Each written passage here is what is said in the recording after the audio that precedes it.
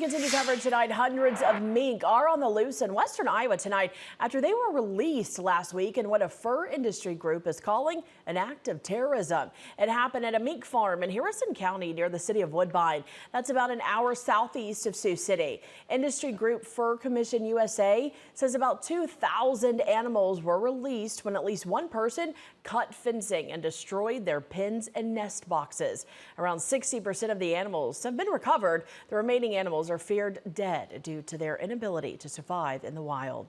Impeding or ruining an animal operation is a crime under the Federal Animal Enterprise Terrorism Act. The Animal Legal Defense Fund calls mink farming inhumane and unsanitary and claim it contributes to the spread of disease.